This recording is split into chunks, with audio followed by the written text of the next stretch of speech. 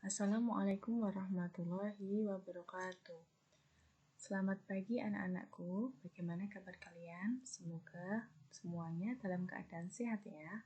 Hari ini kita mempelajari tentang aritmatika sosial di subbab bunga dan pajak. Anak-anak, apakah kalian sudah pernah mendengar istilah bunga tabungan maupun pajak? Tentunya kalian sudah pernah ya. Jika kita menyimpan uang di bank, maka uang kita akan bertambah karena mendapat bunga. Jenis bunga tabungan yang akan kita pelajari adalah bunga tunggal, Nak. Artinya, yang mendapat bunga hanya modalnya saja, ya, hanya modalnya saja. Sedangkan bunganya tidak berbunga lagi. Apabila bunganya turut berbunga lagi, maka disebut bunga majemuk, ya. Pada jenjang ini, kalian hanya mempelajari tentang bunga tunggal saja. Bunga tabungan biasanya dihitung dalam persen yang berlaku jangka waktu 1 tahun. Misalnya nih, ada bunga 12% per tahun. Artinya, tabungan akan mendapat bunga 12% jika telah disimpan di bank selama 1 tahun. Gitu ya. Gimana nih rumus untuk menentukan bunga tunggal? Rumusnya yaitu B sama dengan S kali T kali M, ya. Atau B sama dengan STM, gitu. Keterangannya gampang sekali, mudah diingat ya. B ini adalah bunga dalam bentuk rupiah. Kemudian S adalah suku bunga dalam persentase. T itu waktu dalam tahun satuannya, kemudian modal dalam rupiah. Ya, ini modalnya, gitu ya. Jadi diingat-ingat ya, pasti kalian gampang sekali untuk mengingat ini. B sama dengan STM, suku, waktu, kali modal. Begitu ya, Nak. Langsung masuk ke contoh soal yang pertama. Bu Rizka memiliki uang sebanyak Rp1.400.000 dan ditabung di Bank A dengan bunga 11% per tahun. Setelah 3 bulan, uang tersebut seluruhnya diambil untuk memperbaiki rumahnya. Berapa uang yang akan diterima Bu Rizka setelah di bank selama 3 bulan? Jadi anak-anak, kita tentukan saja dulu ini yang diketahui apa. Yang diketahui adalah 1.400.000 di sini sebagai modal atau M besar begini. Kemudian mendapat bunga 11% per tahun. 11%-nya adalah suku bunga ya, suku bunga. Dan 3 bulannya ini adalah time-nya.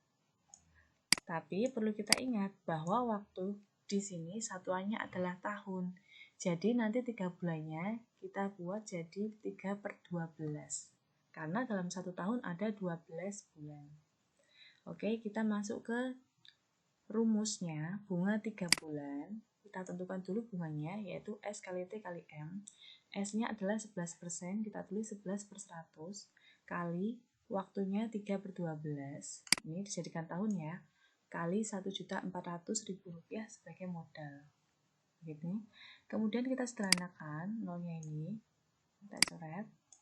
Lalu 3/12 menjadi dibagi 3 semuanya, 1/4, begitu.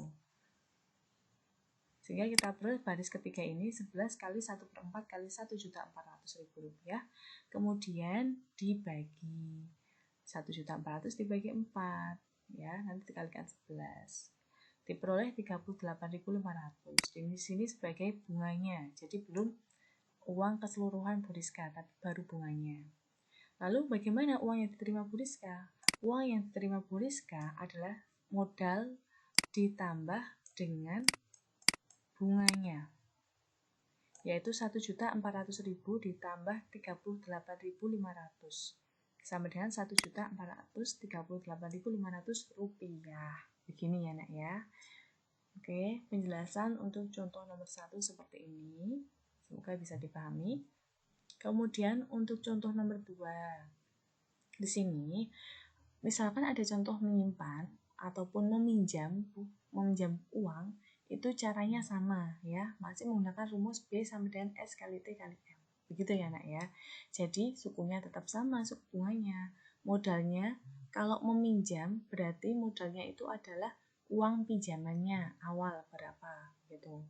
Sementara kalau menabung berarti modalnya adalah uang yang ditabung begitu. Kita masuk contoh nomor 2. Nita menyimpan uang di bank dengan bunga 13% per tahun. Ini sebagai apa? Sebagai suku bunga 13%. Jika setelah 3 bulan, nah 3 bulan di sini menunjukkan waktu, berarti dia sebagai T-nya. Tapi ingat, harus kita ubah jadi satuan tahun, 3/12. Gini, ia menerima bunga sebesar Rp26.000. Rp26.000 ini adalah bunga, dilambangkan dengan B besar. Lalu, berapakah uang simpanan Nita? Berarti yang ditanyakan adalah modal awal dia menabung, yaitu M besar. Ini yang ditanyakan. Bagaimana mencarinya? Kita masukkan ke rumusnya saja, yaitu B sama dengan S kali T kali M. Ya, B-nya kita isi 26.500. Kemudian, untuk S-nya 13/100, T-nya 3/12 dan kali M. 3/12-nya kita sederhanakan dulu, dibagi 3 menjadi 1/4 ini ya. Gini. Kemudian kita kalikan dengan 13/100. 13 kali 1, 13. 100 kali 4, 400. Di baris keempat ini, 26.000 sama dengan 13/400 kali M. Lalu, kita pindah ruas nih, ya. 26.000, 400-nya kan di bawah. Pindah ruas menjadi di atas, ya, di pembilang. Ya, kali 400/13. 13-nya jadi penyebut di bawah. Itu kan dikali pindah ruas berarti nanti dibalik 400/13. Ya, kita sederhanakan ya nak. 26 dibagi 13 bisa tidak? Bisa ya, yaitu sama dengan 2 hasilnya. Kemudian ini sisanya tinggal 2.000 kali 400, yaitu 800.000. Jadi, besar uangan simpanan Nita adalah Rp800.000. Gitu. Ini sebagai modal awal Nita menabung, yaitu Rp800.000. Ini ya. Jadi, ini sedikit berbeda dengan contoh 1 tadi. Kalau contoh 1 tadi, yang ditanyakan adalah uang yang diterima setelah 3 bulan, sementara contoh 2 yang ditanyakan adalah uang simpanan Nita menabung awal. Gitu. Ya. Ini untuk penjelasan tentang bunga ya nak ya. Lalu kita masuk ke pajak. Anak-anak, apakah sering mendengar istilah pajak? Pasti tentunya sering sekali ya. Pajak merupakan suatu kewajiban dari warga negara untuk menyerahkan sebagian kekayaan kepada negara menurut peraturan-peraturan yang ditetapkan oleh pemerintah, tetapi tanpa mendapat jasa balik dari negara secara langsung. Hasil dari pajak digunakan untuk kesejahteraan umum. Pegawai tetap dari perusahaan swasta atau pegawai negeri dikenakan pajak dari penghasilan kena pajak yang disebut dengan pajak penghasilan. Ya, jadi misalkan orang tua kalian nih bekerja di perusahaan swasta atau sebagai pegawai negeri sipil, pasti penghasilannya akan dikenai dengan pajak penghasilan. Dalam arti kalau misalkan mendapatkan gaji ya sebesar X, lalu dikenakan pajak, sehingga nanti X-nya itu akan dikurangi dengan besarnya pajak yang harus dibayarkan. Jadi tidak menerima secara utuh gitu. Kemudian setelah pajak penghasilan, kita akan belajar tentang pajak pertambahan nilai atau disingkat PPN. Nah, di sini apabila kita berbelanja di dealer, grosir, toko swalayan atau tempat lainnya, maka terdapat barang yang harganya ditambah dengan pajak. Ya, harganya jadi nambah ini karena ada pajaknya yang disebut dengan pajak pertambahan nilai. Jadi, misalkan kalian membeli alat tulis itu dapat PPN. Jadi, misalkan harganya 5.000 dapat PPN Rp200, jadi membayarnya Rp5.200 gitu ya. Jadi ada penambahan dalam pembayaran. Itu bedanya PPh sama PPN. Ingat penulisannya ya. Untuk pajak penghasilan, ya, kita singkat PPh, tapi hanya dalam huruf kecil. Kemudian pajak pertambahan nilai disingkat dengan PPN, N-nya besar. Ini ya nak ya penulisannya. Contoh pertama, Paman memperoleh gaji sebulan sebesar Rp1.450.000 dengan penghasilan tidak kena pajak Rp360.000. Ini yang tidak kena pajak. Jika besar pajak penghasilan atau PPh adalah 10%, berapakah gaji yang diterima Paman dalam sebulan? Nah, gaji setelah mendapat pajak itu artinya gajinya sudah dipotong pajak, begitu ya. Anak-anak di sini ada istilah penghasilan tidak kena pajak. Berarti kalau kita logika, penghasilan tidak kena pajak berarti yang 360.000 ini tidak dikalikan dengan 10% gitu. Jadi kita kurangi dulu. Kita cari besar penghasilan kena pajak, yaitu 1.450.000 dikurangi 360.000. Hasilnya adalah Rp1.090.000 ya. Jadi yang kena pajak adalah Rp1.090.000. Kemudian kita cari besar pajak penghasilan. 10% dari penghasilan kena pajak, yaitu 10/100 kali Rp1.090.000. Hasilnya adalah Rp109.000. Ini yang besar pajak.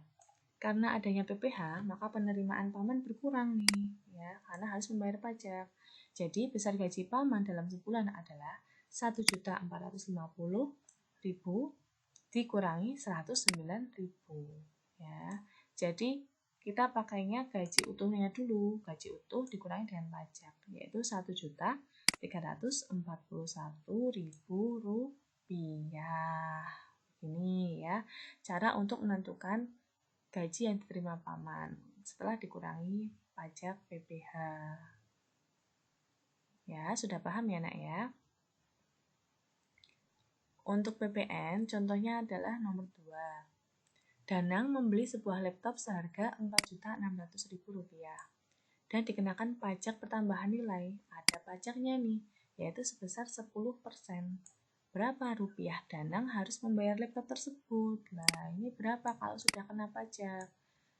Kita cari. Yang pertama adalah mencari besar pajak pertambahan nilai. Jadi besar pajaknya adalah 10% dikalikan dengan Rp4.600.000. Ya, kalau PPN itu semuanya dikalikan dengan PPN harga semuanya, biasanya seperti itu. Tapi kalau gaji PPh berarti ada yang kena pajak, ada yang tidak.